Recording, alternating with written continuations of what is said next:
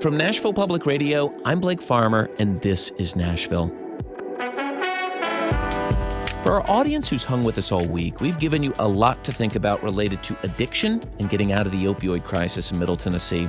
We focused on harm reduction, essentially helping people use drugs more safely without actively trying to stop their risky behavior. Now it's your turn to talk, and our Roundabout panel is here to help us consider all sides. What opportunities do you see? What concerns you? How did you find your way to sobriety? Join us on air by calling 615-760-2000. After the news, this is Nashville. Sharing news and stories from the voices of Middle Tennessee. That's This is Nashville. Our show is made possible by Music City Prep Clinic. This is Nashville is in service to you. So if you have an idea for the show or feedback you'd like us to hear, leave us a voice message at 615-751-2500. Live from NPR News, I'm Lakshmi Singh. The FBI has released 2 images of a person of interest in Charlie Kirk's assassination. They show someone wearing dark clothes, a dark ball cap, and sunglasses as he apparently was walking through a building. His long-sleeve shirt has a white emblem that appears to be a U.S. flag with a bird. The person of interest has been described as a college-age man. Kirk, a prominent conservative influencer and close ally of President Trump, was gunned down yesterday during an outdoor rally at Utah Valley University. The president continues to respond to the assassination of Kirk, saying he would award him the Presidential Medal of Freedom posthumously. NPR's Danielle Kurtzleben reports Trump made the remarks at a September 11th memorial ceremony at the Pentagon. Trump opened his remarks with a short remembrance of Kirk and an announcement of the highest civilian honor a president can bestow. I'm pleased to announce that I will soon be awarding Charlie Kirk posthumously the Presidential Medal of Freedom. The date of the ceremony will be announced, and I can only guarantee you one thing, that we will have a very big crowd. Very, very big. Trump also called Kirk a giant and an inspiration to millions. Trump went on in his September 11th remembered speech to tout his efforts to rename the Department of Defense the Department of War. Danielle Kurtzleben, NPR News, the White House. It's now been 24 years since the September 11th terror attacks. Memorial services and remembrance events are happening across the U.S. This morning in Pennsylvania, bell rang out and names were read, marking the moment the hijacked United Airlines Flight 93 crashed into a field in Shanksville. Commemorations were also held at the Pentagon and at Ground Zero in New York City. Ukrainian President Volodymyr Zelensky says Russia is testing the West by sending drones into Polish airspace and using subterfuge to evade responsibility. NPR's Joanna Kakissis reports Ukraine says this is not the first time Russia has used deception during military maneuvers. Zelensky said he believes the Kremlin sent the drones into Polish airspace to rattle NATO member states in Europe. He said Moscow hopes allies will keep their air defense systems and missiles to protect themselves instead of sending some to Ukraine. Zelensky also said he saw eerie similarities between Russia's drone incursion on Polish airspace and its 2014 invasion of Crimea in southern Ukraine. He explains that back in 2014, Moscow sowed confusion in Crimea by secretly deploying Russian soldiers in unmarked green uniforms, while today denying the drones that invaded Polish airspace were Russian-made. Joanna Kakissis, NPR News, Kyiv. This is NPR. More than 300 South Korean workers who were detained in an immigration operation at the Hyundai battery plant in Georgia last week are due to arrive back in their home country in the coming hours. The South Korean nationals were arrested along with 10 people from China, 3 from Japan, and 1 from Indonesia. South Korean leader Lee Jae-myung, who recently visited the White House, says the immigration raid may now make South Korean companies more reluctant to invest in the United States. Local operators at a water treatment plant in Vermont are working with cybersecurity experts. They're trying to protect critical infrastructure against digital hacking groups.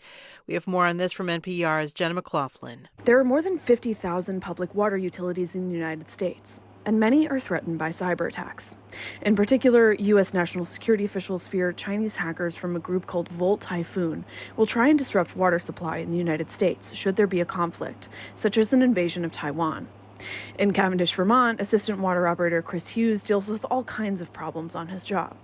But now he's also concerned about the threat of hackers. Because it's kind of scary that I'm the only door between, the Iranians and our water system, Recently, he's been getting an assist with a new team of cyber experts from Vermont Rural Water Association and a volunteer effort called Project Franklin, helping on the ground. Jenna McLaughlin, NPR News. U.S. stocks trading higher with the Dow up 581 points. It's NPR. Support for NPR comes from NPR stations. Other contributors include Progressive Insurance with Snapshot, which monitors safe driving habits to determine a personalized rate at progressive.com. Not available in California or from all agents. This is NPR. Funding for This Is Nashville comes from you, our listeners, and Margaret W. Wong and Associates, providing a range of immigration services for companies and individuals with attorneys and staff who speak English, Spanish, Mandarin, and many more languages. Learn more at imwong.com. I'm Blake Farmer, and this is Nashville with a special Roundabout edition. We have all been touched in various ways by the opioid crisis. Perhaps it's you who've been fighting your way towards sobriety and stability. State health officials put the figure at roughly 70,000 Tennesseans who are in an active addiction to opioids, and the impact ripples out from those 70,000, as you know. Parents who've tried everything, family members who've lost contact, friends who don't know how to help. And as we've heard this week during our focus on harm reduction tactics, we all of us stigmatize hard drug use in some way. Even the people we've had on this week who have made it their life's work admit we all stigmatize. I do want to widen out the conversation today because substance use and abuse is incredibly pervasive. The national agency that tracks these numbers says that in Tennessee, more than 1 million of us have an active substance abuse disorder. Alcohol, pills, illicit drugs, 1 million, 1 in 7.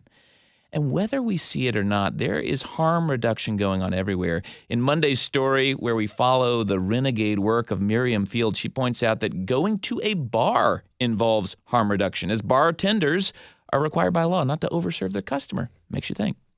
So we've talked about syringe exchanges, overdose reversal drugs, fentanyl test kits, even smoking drugs rather than injecting them as forms of harm reduction. It's all about helping people use more safely rather than focusing on stopping the risky behavior, at least right now. Today is your chance to jump in on this discussion. The phone number to join us on air is 615-760-2000. You can also stream video today from the studio. It's at youtube.com/@WPLN. And if you are getting that visual experience today, just simply drop a comment in the live stream, and the team will work it into the conversation here while we're on the air. We'd love to have your first name along with your comment, if you don't mind. All right, today's Roundabout panel, who's in the room listening to me go on and on, but they're here to help field your comments and questions. Brittany Miller is in recovery, now a certified peer recovery specialist. Dr. Josh Winskowski oversees patient care for 13 Cedar recovery offices in Tennessee, and he's over their telemedicine division. And Megan Barry, the former mayor of Nashville, lost her son Max to a fatal overdose while she was in office. Thank all of you for being here, and welcome to This Is Nashville. Thanks. Yeah, thanks for having me. Well, all right, Megan, let's start with you. I've read your book. It's What You Do Next, Thank so you. I have a good sense of Max because you talk a lot about him in there. I do. But bring him into the room with us. What was he like? Sure, Max was a great kid. I mean, I think every parent says that. But and Max's substance use journey started smoking pot in high school, and then he became addicted to Xanax as a junior in college. And we were lucky because at the beginning of his addiction, we could get him home, we got him into treatment, and we had 3 things that a lot of folks don't have. We had a willing kid who was willing to go to treatment. Mm-hmm. We also had a bed available, which is not always common, and we could pay for it. And those are 3 things that a lot of families don't get, but we did. And Max did go through treatment. He was in recovery, but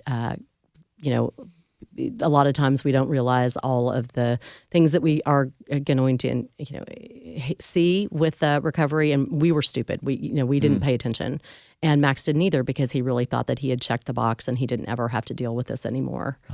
Wow. And that's not uncommon. And we never talked about it. And I'm so thrilled you're doing this, because part of this and part of my reason for being here is because we have to lift the shame, the stigma, and the guilt.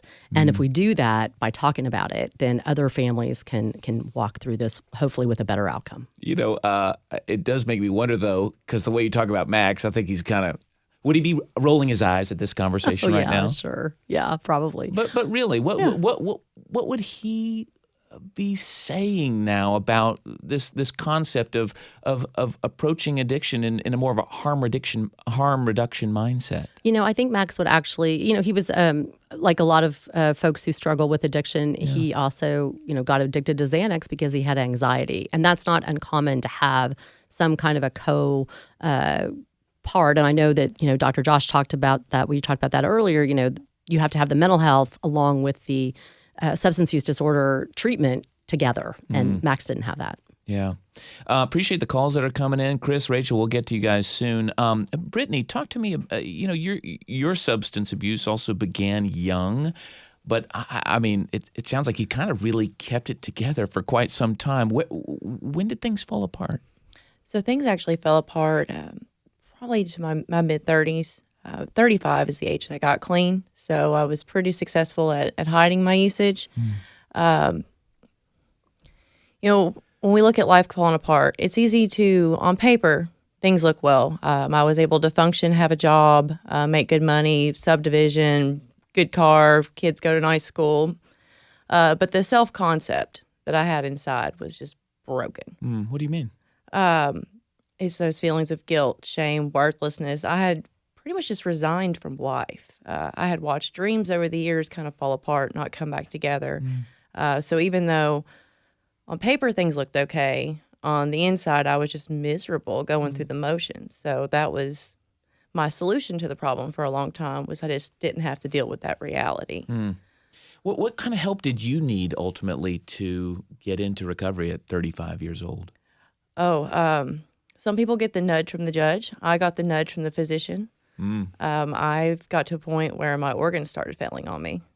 Just one day, demonstrably ill, go to the hospital, and they said the only way that you can be considered for an organ transplant, which is what you need to save your life, is to complete an IOP program and demonstrate 6 months of proven being clean and sober. So that got me into treatment, and the people at the treatment center not only did a wonderful job with some cognitive behavioral therapy, but they also insisted that I go to 5 outside meetings a week, and was able to start building that structure while I was still in treatment. I was chairing meetings before I ever left residential. Meetings is sort of like AA meetings, or? NA, but they're all kind of based the same. Right. NA is based directly off of AA, 12-step programs. There's Celebrate Recovery. There's Smart Recovery. There is a program that will fit anybody who's looking. Yeah. All right, so Dr. Josh, you say Cedar Recovery takes a harm reduction approach to treatment. What does that mean at this moment? Harm reduction means taking medications and using those to help people with their substance use disorder.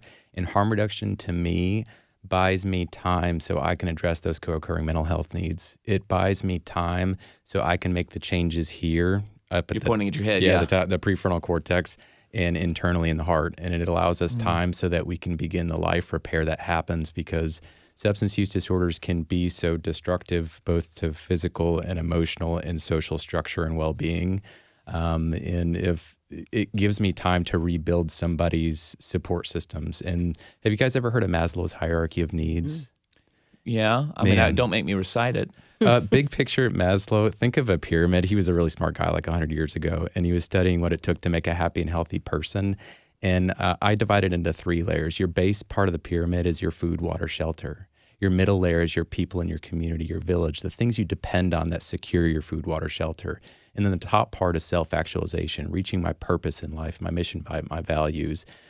Harm reduction buys me time so I can fill that pyramid to get people rebuilt and to repair people, because people do repair.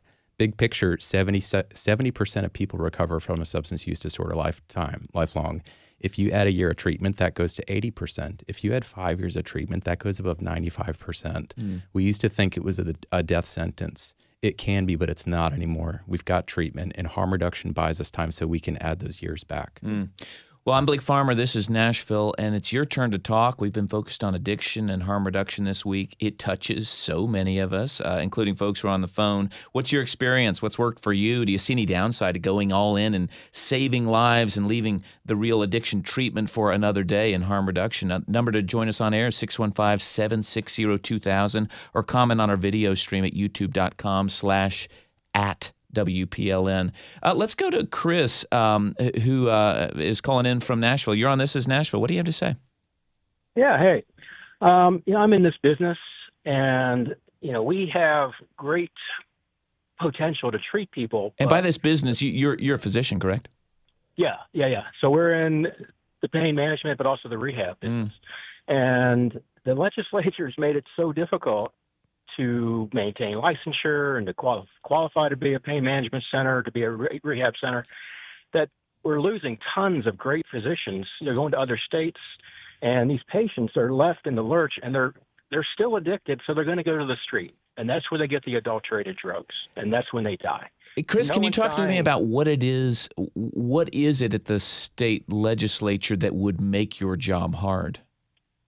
Just the rules, the rules of licensure for the clinics and for the physician to provide the care. Yeah, and this is on the pain clinic side more than the treatment side, right? I mean, I'm actually a little interested in this. You're saying that you run both a pain clinic and like a clinic that does medication-assisted treatment for opioid use? Our corporation's involved with both. I see. And, my colleagues, my peers, I can tell you there's dozens in the last 5 years that have just thrown their hands up and said, enough's enough. Yeah. We're getting nickel and dimed, and we're being made the bad guys in this. Yeah. The restrictions or the regulations are kind of punitive, and these docs and these nurse practitioners just say enough's enough. I'll go to Kentucky, I'll go to Bama, I'll go to North Carolina, where the environment's more conducive to a partnership. Yeah, Chris, we've got your point. We appreciate it. Dr. Josh, how do you respond? Man, Dr. Chris, I am there with you so much, my friend. And the way we kind of see it at a public health level is when the opioid epidemic and crisis really happened in those 2000s, it became corrective. And when you correct something at a public health level, the pendulum swings really far. And that's when we get legislative that can be really restrictive. And even back in like 2015 and 2016, Tennessee was going to try to ban buprenorphine. They were trying to outlaw it. I recall people calling a clinic like basically a pill mill if you were a Suboxone clinic. They were, because we didn't know anything about it. Addiction medicine didn't become a specialty until 2016. Wow. This is new science. This is new information, new practices. So just now in the past 5 years, we're seeing that pendulum swim back the other way, in the other direction. And we're starting to see how beneficial it is for folks like Dr. Chris to partner with recovery and pain management. We're starting to see deregulation. We're starting to see it be so much easier to access treatment now. Yeah. Well, and access to treatment, I think, is also the biggest challenge. Having looked at Tennessee and our rural hospitals, or lack thereof, you've got access and potential at the federal level to pass some really meaningful legislation, like the Modernizing Opioid Treatment Access Act, which would actually allow medicine to be delivered through the pharmacy model, which, again, there's all kinds of ways to get treatment into the hands of people, and we have to be much more creative. Are you saying that instead of having to take a prescription from Dr. Josh and go to the pharmacy, that it could be dispensed directly? There's opportunity to actually, especially in places where you don't have a hospital or access to doctors. Well, and we heard yesterday on the show about efforts to have mobile medication-assisted treatment, which I believe Cedar Recovery has begun. But can you dispense the medication from your unit? We can. We have pharmacists on site at some of our units that we're starting, and we've got grants from both state and federal that help us fund some of these mobile units, and they can meet with a peer recovery specialist like Brittany through telemedicine. They can see their physician and provider, and then we can pay for their medication through this grant through either the mobile unit or send it to a partner pharmacy in the community. Well, we want to hear more about that at some point. Rachel, you're on This Is Nashville. What do you have to add to this conversation? Well, I'd like to add a different tone to this, and Please. I'm sorry I may not be the best speaker, but I have a small cleaning company, and my body depends on very active work. I had a terrible car crash in 2011, and no medicine worked on me. Well, they put me on the opioids, and I do not abuse them. I take them as needed. And for the last 11 years, they have worked great for me. I am up out of bed. I can work. I can think clearly. I can drive. And of all things, I can still clean houses. Mm. And ever since, I'm calling outside of Nashville, ever since 2016, the opioid crisis, and I'm so really tired of hearing that, the meth in our county alone, the overdose of meth, You're saying meth as in methamphetamines. Methamphetamines, they are easier to get on the streets, and people in my county are overdosing left and right. Yeah, Rachel, what county do you live in? I live in Ashland City. Ashland City, okay, Cheatham County. Yeah. Well, Rachel, we'll take that from right there, and thank you so much for sharing that perspective. I mean, Dr. Josh, it's a good point. And listen, guilty as charged that we can sort of think everything's opioids. You go look at the numbers. It's like it's 2/3 of overdose deaths, but it's not nearly all of them. Talk about the problem with methamphetamine. Man, Rachel, you are 1,000% correct. And this also goes to Dr. Chris's point, too, is the extensive regulation has shut down and in some ways decreased the supply of both prescribed and illicit opioids. And so for the first time, we've seen decreases in opioid death rates, but then the flip side has been an increase in stimulant-related related overdose deaths. Meth is included in a stimulant? Yeah, meth and cocaine and MDMA. We've seen a lot of that because if you can't get one, people go for the other. It used to be a speedball where you mix the two, but now if I'm coming off of opioids, people will use meth or stimulants to when they can't have access to it. And so you see a lot more like heart attacks and ER visits related to stimulants. Brittany, go ahead. It's kind of to feed into what the general conversation's been, not in reference to methamphetamines, but in reference to medically assisted treatment in general. A lot of the red tape that people experience in the whole of this area is simply access. And I can't tell you how many people that I work with on a daily basis that they're trying to do the right things. They are under a physician's care. They are seeing a psychiatrist. They have been cleared to take this medication. And there's lots of hoops that they have to go to not only be prescribed it, but to have access to it. And when I have people in rural, low-income areas, and they have to travel a county or two away to be able to go to a clinic who can see them and can treat them. For pain management, correct? For pain management and for addiction, for both of these things. Well, that seems like the complicated thing is you're being treated for both at once. There's not enough access for these. Then therefore, they're going to end up going out to the streets and getting illegal substances. And that's where we're seeing a lot of the harm. So access to these is a huge red tape issue that I'm finding in this area. Well, and I think that, one of the things that we're hearing is drugs affect people differently.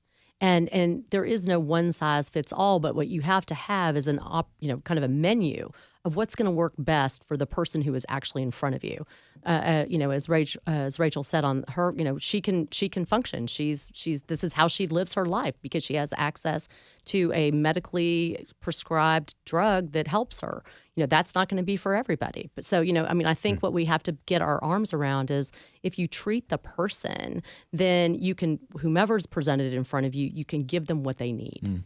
Well, we need to take our first break. Ron, George, hang on the line. We'll be coming right back to you. And if you'd like to join us on the air, talk a bit, keep this conversation going, join the queue at 615-760-2000. Also, feel free to drop your comment on the YouTube stream if you're watching there. It's youtube.com/@WPLN if you'd like to get a visual experience today. This is Nashville. Stay with us.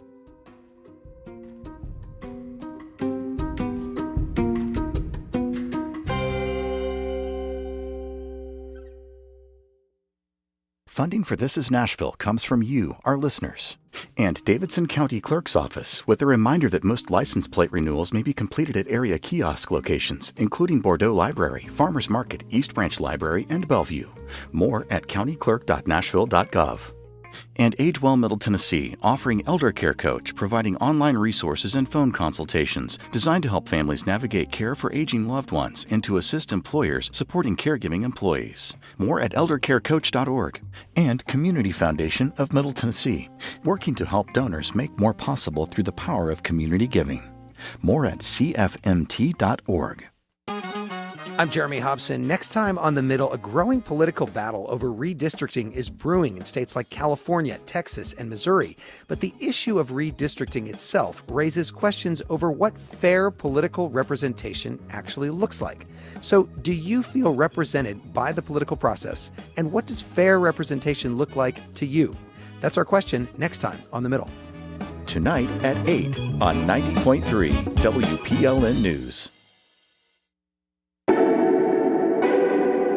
I'm Blake Farmer, and this is Nashville. It's a special weekly Roundabout episode. Our panel all has experience with addiction and recovery and are here to take your calls. The number is 615-760-2010. Or you can comment if you're watching on the YouTube stream, just right there, youtube.com/@WPLN. Infinite Valence says, shoot, access even to ADHD medication's a nightmare. I have to pee in a cup even though I have no abuse history just to treat ADHD. Yeah, listen, it's not just about opioids as we're hearing this morning. I guess it's afternoon now, isn't it? Let's go straight to the phones. Ron in Memphis, I believe you're with Better Way, correct? You're on This Is Nashville. Ron, you there? Yeah, I'm here. Can you hear me? Yeah, I can now. Sorry, that's probably my fault.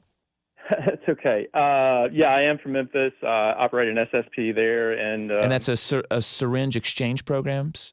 Correct? Yes, sir. That is. Yeah. And I just want to discuss. We have a lot of folks that we see that are unhoused and uninsured, and about when they do reach out to, let's say they end up in an ED or some, an acute care setting, how they're treated a little bit differently than someone that walks in with a different type of care that's needed, and just navigating the path for the uninsured and what goes on with them. It's a difficult proposition, to follow up. Just like your panel was talking about, the lack of transportation, the lack of ability to be at appointments if they're specified for them. We have to create a different environment, Yeah, and sorry, we may have a mic issue here, but Ron, thank you for that point about your syringe program in Memphis and maybe some of the stigma that goes with, when they need to show up in an ED. What have you seen, Brittany? I absolutely agree with what it is he was saying. I work with a lot of people that come in acute. Acute meaning what? Acute meaning that they are typically in a moment of crisis. Things are not going very well for them mentally and or physically. These are the people who walk through the door at your emergency rooms, people who find themselves being involuntarily committed to places. There is way more unhoused than we have beds right now. There's not enough grant funds for people who have no income to be able to get into even transitional living facilities. So providing that stability, that is treating the whole person, not just the problem. It is very difficult for someone to seek treatment and manage that care if they don't have those basic stabilities that Dr. Chris was talking about earlier. Well, and I didn't exactly reintroduce our panel here. Brittany Miller, a certified peer recovery specialist, Dr. Josh Winskowski of Cedar Recovery, and Megan Berry, former mayor of Nashville, who lost her son to a fatal overdose. So, Brittany, this idea, though, that people, you show up in Vanderbilt's emergency department or any ED and maybe are treated a little bit differently. What have you seen in that way? What's Ron talking about in Memphis? I think what you're truly seeing is there is a lack of empathy, a lack of understanding for what they need. They look at someone as someone who's just making these choices, that they're making poor choices every day without the understanding that you see the choices they made, but you're not seeing the options that they had. Yeah, I mean, I agree. We continue to treat this like a moral failure as opposed to something that is actually a chronic condition that can be treated. And we would never, ever, ever expect cancer patients to be unhoused or on the side of the road or unable to access housing because of their disease. But we absolutely treat folks who have substance use disorder exactly like that. Yeah, let's go back to the phones for just a second. George, you've been hanging on there for a while. What do you have to say? You're on This Is Nashville. George, you're on This Is Nashville if you're still there. Oh, I'm still here. Well, I have a chronic condition. I have my thoracic is fused, and from T12 down, all my lumbar is basically welded together. Yeah. So my problem is because of this opioid crisis, I have a hard time getting them, and I have a doctor, so I can only get 10 milligrams is all I'm prescribed. Although I do take five of them a day, but I work between 12 to 15 hours because I have so many doctor bills I have to pay for, and so I have to nonstop work. Yeah. And really, those opioids they take the edge off. It's basically all it is. Yeah. Well, George, have you had this experience where you're at once being treated for pain while also being treated, essentially like it's an addiction to opioids? No, but I feel like I just feel like I'm looked at differently. Matter of fact, sometimes I look at myself differently, and I've tried to get off, but I have to work. I have to eat. Yeah, George. George, thank you. We're going to try to work in some more calls, but so grateful for your input here, Dr. Josh. Talk to George directly here about this guy, that he's looking at himself differently, that he has somehow sort of failing because he's needing this pain medication. Man, George is experiencing the failures of a medical system that have been so regulated that now he's losing access to the correct medical care that may be appropriate for him because the system has overcorrected out of fear because we didn't used to understand who may be the most at risk for substance use disorder. And so because of that, everyone gets treated differently. Big picture, the risk for substance use disorder, and I think that's the core of the question, is George is being treated differently because people are worried and they're putting him in a category that he may develop an addiction or a substance use disorder, even if he doesn't qualify for that, even if he's not an at-risk candidate, he's being treated as though he is one. He's being stigmatized because of these overcorrections at a public health level and the over-legislation and the over-regulation of substance use disorder treatment. George, really appreciate your call. Let's take another call from Clarksville. Mary, you're here on This Is Nashville. What would you like to add to the conversation? Hi there. I just wanted to affirm what one of the panelists said about lack of access being a really huge barrier for people who are facing or who are going through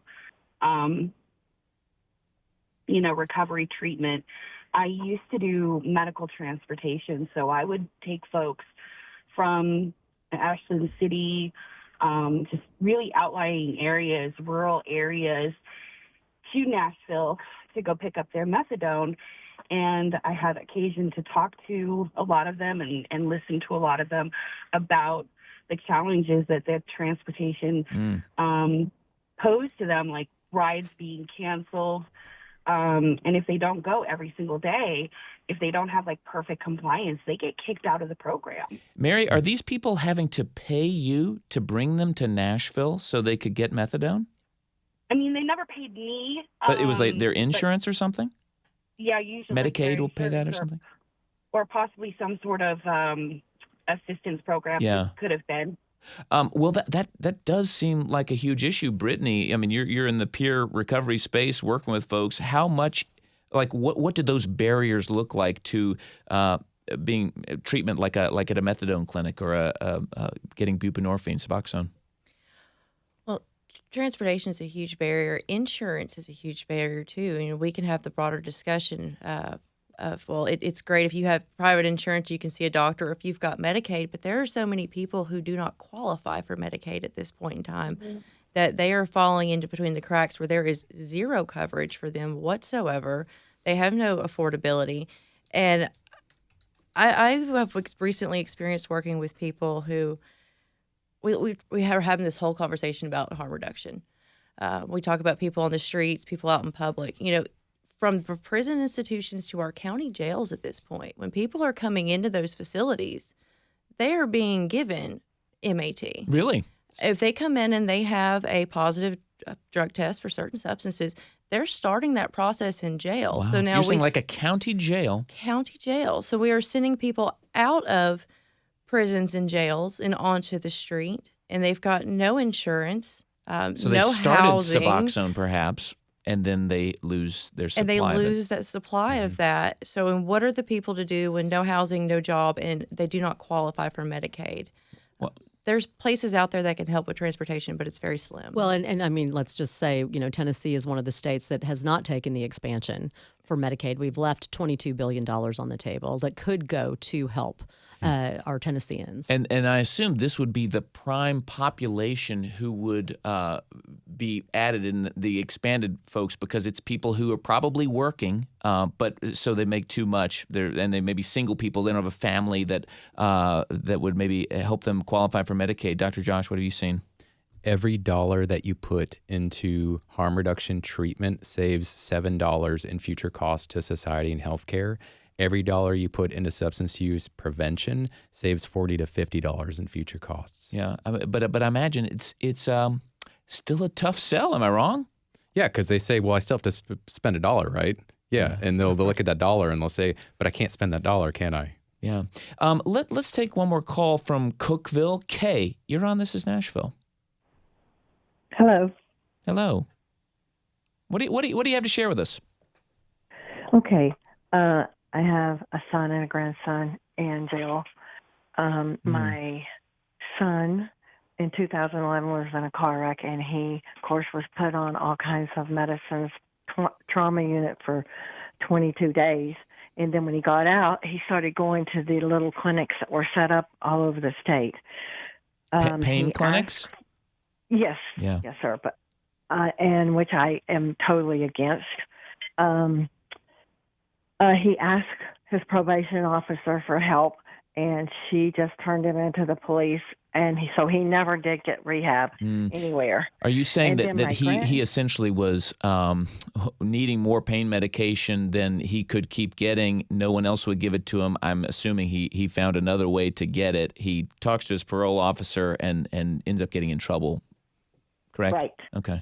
So I think, and then also my I think it's not helpful if the people that are hired are not looking out for the better interests of the patients, or you might say the addicted person. Yeah. So my grandson, he was accepted into a rehab program. His probation, not his probation, but his public defender got him accepted, and the judge said, no, I'm not going to let him go. I'm not going to send him.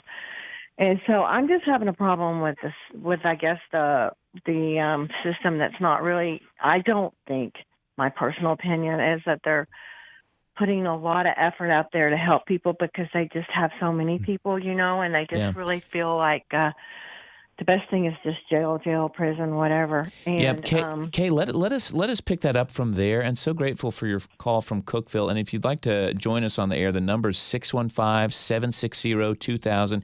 You're listening to This Is Nashville. We've been talking about harm reduction and addiction all week long. You can also leave comments at youtube.com/@WPLN. But the phone number is 615-760-2000. Dr. Josh, what do you have to say to Kay? I think Kay's getting to the heart of the problem in society is that we still view substance use disorder as a moral failing and not recognizing it as this complex phenomenon that's an interplay of genetics and environment and huge social determinants of health in Maslow's hierarchy of needs. That's the root of what she's recognizing. Yeah. Yeah, and Kay, first of all, I just want to say I'm so sorry for this journey that you're that you're on and that you're not seeing, and your son and your grandson are not seeing the kind of support that they need, because this is treatable. I mean, I think at the end of the day, if we all got our arms around the idea that this is a disease and it's treatable, we would have so much better outcomes. And the fact that a judge denied your child access, your grandson access to life-saving treatment, I can't imagine how frustrated you must be, and I'm so sorry. If you'd like to join us on air, the phone number is 615-760-2000. And again, very easy to drop a comment on the live stream on YouTube. It's youtube.com/@WPLN. I want to get to a couple of things here that, are more newsy, frankly. Dr. Josh, for more than 2 decades, we saw a pretty steady rise in overdose deaths, but now we're starting to see some consistent declines, at least nationwide, and here in Davidson County. But how much do you think can be attributed to the tactics that are being used, like the harm reduction we've been talking about all week? A huge part of it is from harm reduction, just having access to treatment, having more providers trained. Big picture, when I was in medical school, which wasn't that long ago, I got a single hour of lecture on substance use disorder, and now that's standardized in every medical school across the country. Narcan training is now in medical school, so all the science and the education is catching up. That's a huge part. Access to treatment is proving. Now, insurance companies are actually paying for treatment. They're providing things like transportation. They're paying for peer recovery services and paying for therapy. So we're seeing things like TennCare. TennCare is actually a huge supporter of substance use disorder treatment in Tennessee. 10 years ago, not a chance. But that's a huge shift that we've seen in the past several years. Well, and I think we've seen the opportunity that, Dr. Josh talked about earlier, where if you save someone, you give them the opportunity to continue on their journey for recovery. And we have seen the decrease in overdose deaths. And I attribute that absolutely to lots of harm reduction, not the least of which is the Narcan and access to Narcan. In Davidson County, there are now vending machines that are stocked by our health department where you can actually go and get Narcan for free. I carry Narcan with me all the time. And the thing is that is now very different than it was 10 years ago. That would have been seen as something that you couldn't have personally. And now everybody can carry it. And I encourage your listeners to do exactly that. Yeah, and we even heard people on the air this week talking about, we had Sergeant Mike Hotz, who's revived multiple people. He was handing out Narcan, naloxone to people who had revived people in their circles. Dr. Josh, your experience? You want to know a crazy statistic? Yeah. There was a study that looked at a huge cohort of patients when you didn't use harm reduction and when you did use harm reduction treatment. On average, if you used harm reduction, you added 12 years of life back to someone. Because you're saving their life. They physically lived 12 years longer on average. Well, and that goes back to, if you believe that the value of that person's life is worth saving. And sadly, because we still have so much stigma around the belief that people make these choices, so they've made their choice and, we're done with them. I still want to see that fundamental shift in our belief. Is it happening? I think it is, because you are seeing a reduction in deaths, and I think you are seeing more access to medically assisted treatment, but it's a work in progress. Yeah. Well, we'll touch on stigma when we get back. We need to take one more break, and we welcome your calls to join us on the air. 615-760-2000 is the number. The lines are open. I'll just let you know the line is not long right now. You can also comment on the video stream, youtube.com/@WPLN. Stay with us as we wrap up our week on addiction and harm reduction in Tennessee. This is Nashville.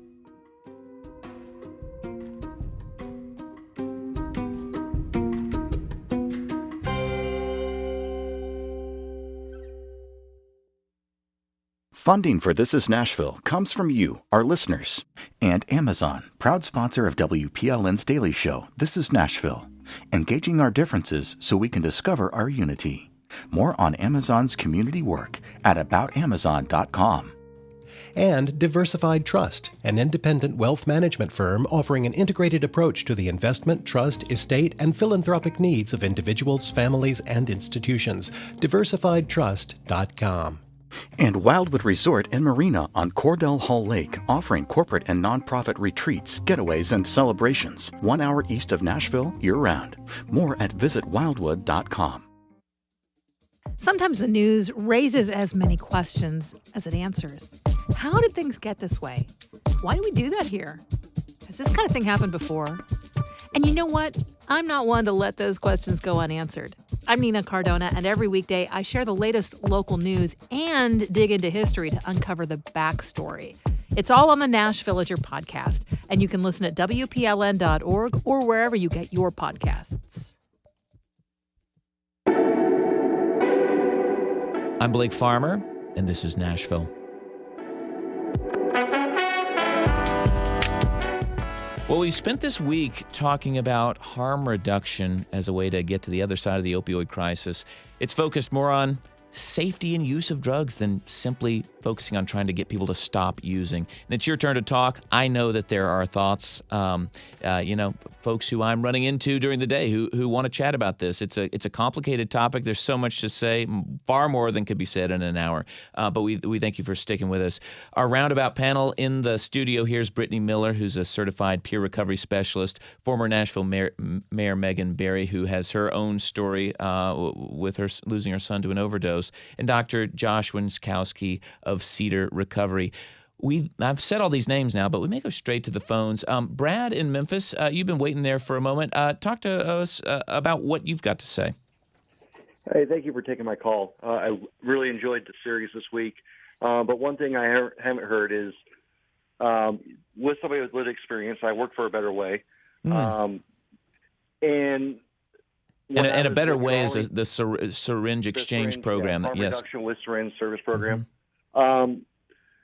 I always thought that the opioids, one, they can't distinguish between physical and like trauma or mental pain. And also, like, I only found this in recovery, when I did some reflecting. My sickness, I got COVID in 2020, and I was comparing it to being dope sick.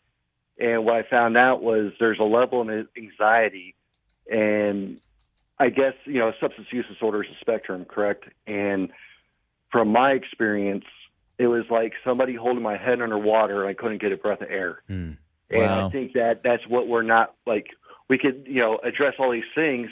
And I think what the doctor was alluding to is, it takes a year or two for that frontal cortex to come back online to give me a stop response instead of just let go. So anytime I have an emotional response, I mean, it's a lot easier for me to, instead of facing the challenge, especially if you've been homeless for a while, and disconnected from society, and now you go to a 28-day program, you're expected to live life again. It seems, in that perspective, as somebody suffering a substance use disorder, it's easier to just get high than to deal with all these things. Wow. Brad, let us take that right there. And if you'd like to join us on the phones with Brad, the number is 615-760-2000. But do call soon, because once we get near the end of the hour, hard to take more phone calls. So it's 615-760-2000. Brittany, do people really understand, who haven't been there, what it is like to be dope sick, having withdrawals? I don't think that a lot of people truly do understand what that is. I think many get the concept that it's purely psychological. There can actually be very physical manifestations of that.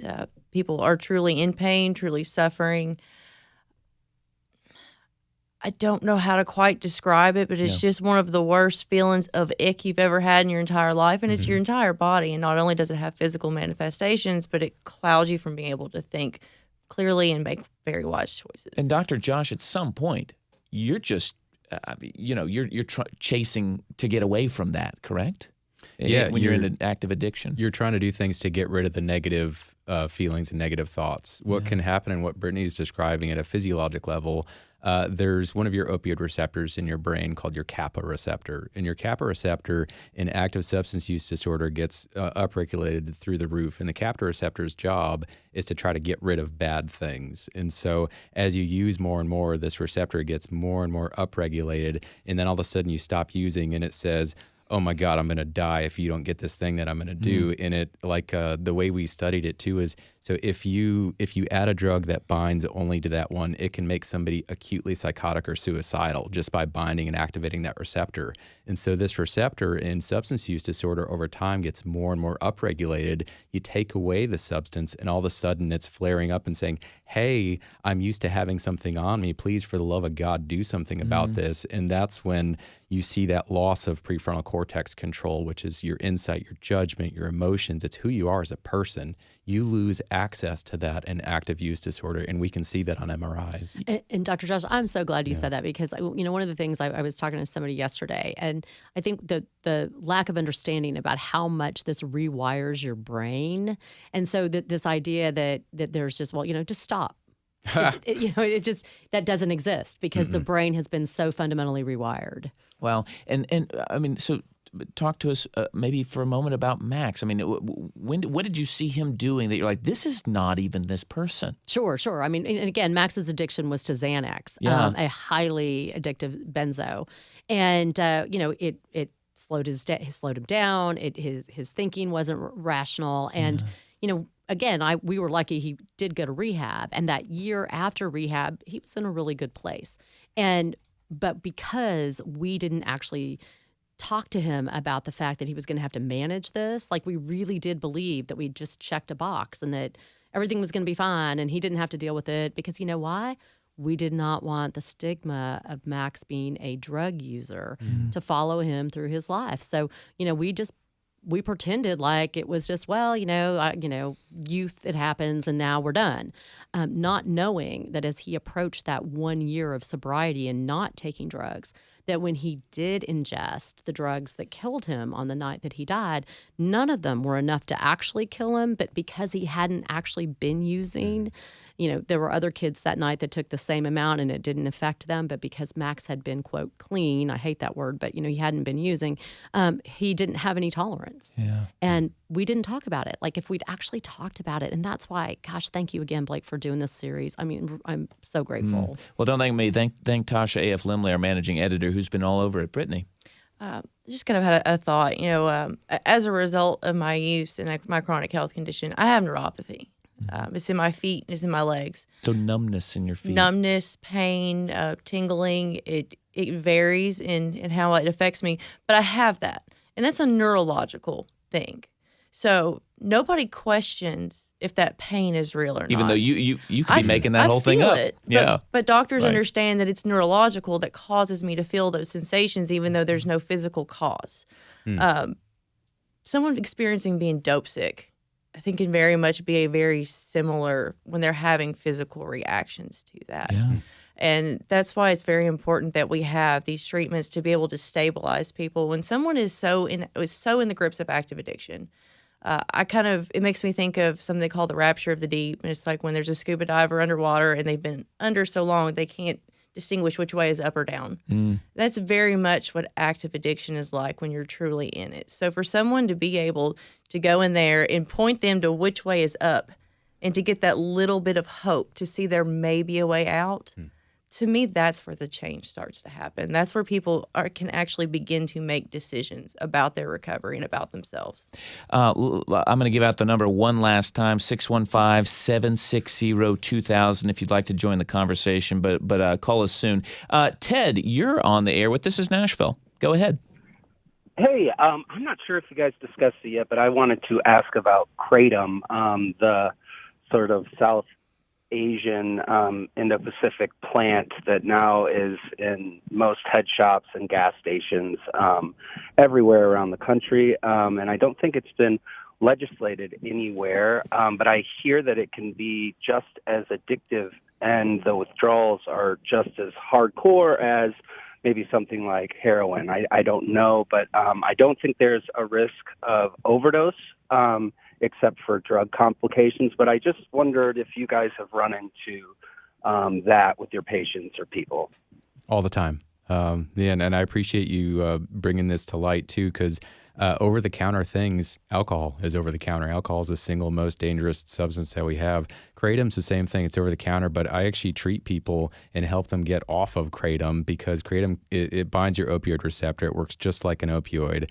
And so I get people on harm reduction, medication-assisted treatment to help them get off of kratom and then address the other parts of life and the chaos that it's created and address the underlying, maybe it's anxiety, maybe it's depression that they started using the kratom for. You can get, but kratom is also used professionally, correct? At times, or is that unusual? No, they tried to. It's called metragenine. Metragenine they studied initially, like over in Europe, and they looked at using it for several different things like anesthesia, pain management, and it's not something that's widely adopted or used here in the U.S. Yeah. Well, we appreciate the call, Ted, asking us about kratom. Not sure we got all the answer that you need, but we're going to go to the phones, try to work in 2 more phone calls before the end of the hour. Laura, you're on This Is Nashville. What do you have to say? Laura, you're on the air if you're there. Oh, hi. This is Laura. I was just sharing that my husband, who we grew up together, and, when he was 13, he was smoking pot, and then we ended up getting married in 2003, and he came to me 6 months later saying, I have a drug addiction, and I had no idea what was going to happen. And we ended up getting tied into the Cumberland Heights community, and I learned so much about how it impacts your brain function. And the way it was explained to us on the family side is it's like a sleeping tiger. Once they get sober, that sleeping tiger continues to grow and grow and grow and grow. And if they happen to go back out and use again, it's like it wakes up the tiger, and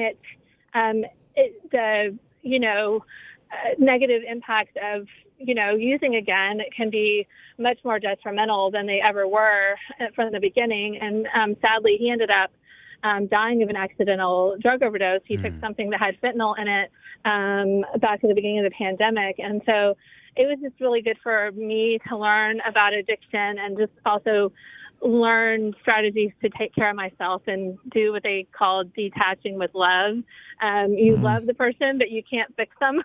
And that's just been kind of a good life lesson, and the idea of kind of staying in my own hula hoop and not trying to control what other people do, but to take care of myself. So a lot of positive things came out of it, but, sadly, he hit a rough patch and relapsed and ended up dying from it. So, Laura, anyway, I just was going to share that. We're so grateful for you calling and sharing this, and I wonder, Megan Barry, if you have anything to say. Yeah, Laura, I'm so sorry for your loss, and I think it sounds, and it sounds like you have embraced what this did, and been able to take a step forward in your life, and that is the lesson for all of us who lose someone that we love. We have to keep on living.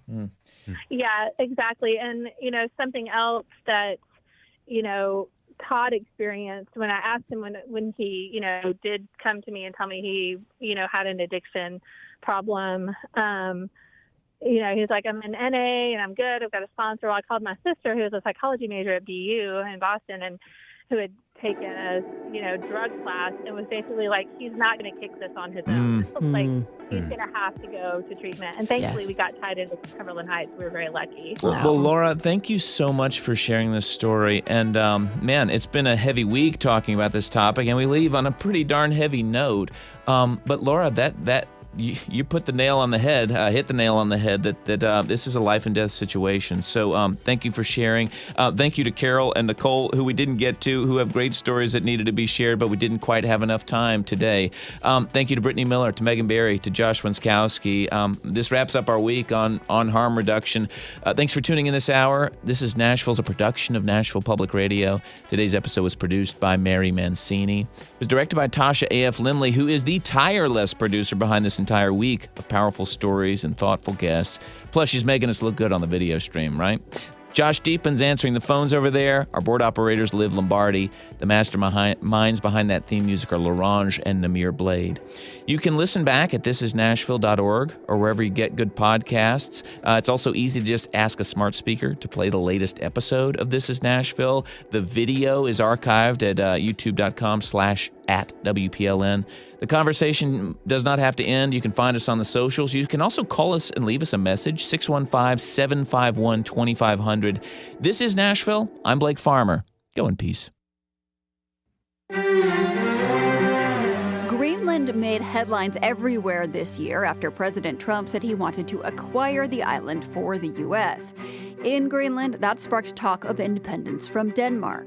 Many Greenlandic people, including me, hoping for independence in our country in future. But it's complicated. That's next time on The World. This afternoon at 2 on 90.3 WPLN News.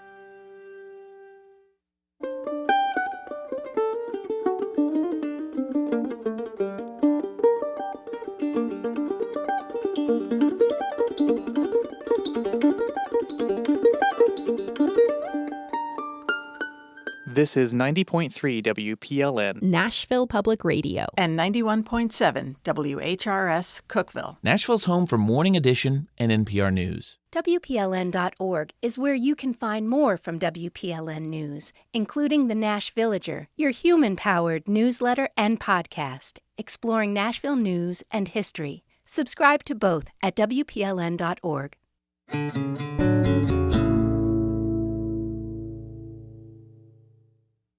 Funding for Here and Now comes from MathWorks, creator of MATLAB and Simulink software, accelerating the pace of engineering and science. Learn more at mathworks.com. From NPR and WBOR Boston, I'm Scott Tong. And I'm Sarah McCammon. It's Here and Now. Coming up, we get the latest reaction to the death of conservative firebrand Charlie Kirk as a manhunt continues in Utah following the shooting. Also, in Kirk's home state of Arizona, one supporter recalls hearing the news of the shooting. And I'm like, God, please just heal him, Lord. Don't let him die. Don't let him die, Lord. And New Mexico Governor Michelle Lujan Grisham has announced a big change for families. Universal access. Free childcare for every New Mexico family. We'll hear how it's going to work and who will pay for it. Coming up Here and Now. After this news. Live from NPR News in Washington, I'm Lakshmi Singh. The FBI is offering up to a $100,000 reward for information that leads to the identification and arrest of the individual or individuals responsible for the killing of Charlie Kirk, a close ally of President Trump. Earlier today, the FBI circulated 2 pictures of what the agency is calling a person of interest in the shooting death of the prominent conservative activist yesterday at an outdoor rally at Utah Valley University. The State Department is asking readers on X to report anyone that is praising or rationalizing Charlie Kirk's assassination. NPR's Michelle Kellerman reports the administration has been monitoring social media posts before granting visas to people to come here or stripping foreigners of their visas. Deputy Secretary of State Christopher Landau says he was, in his words, disgusted to see some people praising or making light of what he calls a horrific assassination of a leading political figure. He says foreigners who glorify violence and hatred are not welcome visitors here, and he says he's